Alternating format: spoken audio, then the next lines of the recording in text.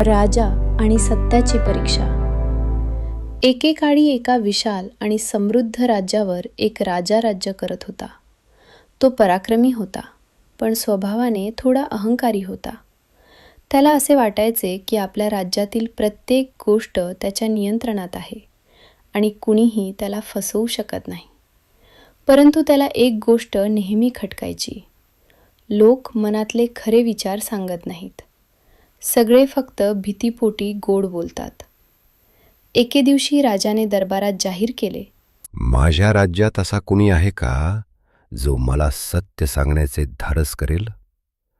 जो माझ्या डोळ्यात डोळे घालून खरं बोलेल त्याला मी मोठं बक्षीस देईन. काही दिवसांनी राजाला कळले की एका दूरच्या गावात एक गरीब पण प्रामाणिक शेतकरी राहतो. तो कुणालाही न घाबरता जे वाटेल ते स्पष्ट बोलतो. राजा त्याला दरबारात बोलावून घेण्याचा हुकूम देतो. शेतकरी दरबारात आला. साधे कपडे, चेहऱ्यावर शांत भाव. राजा त्याला म्हणाला, माझ्याबद्दल तुझं मत काय आहे? शेतकरी थोडा वेळ शांत राहिला. मग तो म्हणाला, महाराज, तुम्ही मोठे राजा आहात, पण तुम्हाला सत्य ऐकायची सवय नाही. तुम्हाला खुशामत आवडते, न्याय नाही. गरिबांचा आवाज तुमच्यापर्यंत पोचत नाही. जे दिसतं तेच तुम्ही सत्य मानता. दरबारात खळबळ उडाली की डोळ्यांनी दिसणारी गोष्टच नेहमी खरी नसते. त्याच दिवशी त्याने ठरवले, तो वेश बदलून स्वतः राज्यात फिरणार आणि सत्य शोधणार.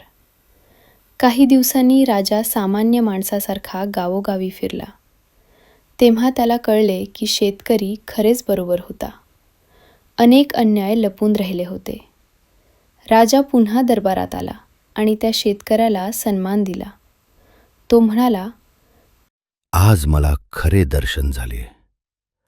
सत्य पाहण्यासाठी फक्त डोळे नाही तर निर्भय मन लागते. तेव्हापासून राजा अधिक न्यायप्रिय झाला आणि राज्य सुखी झाले. बोध.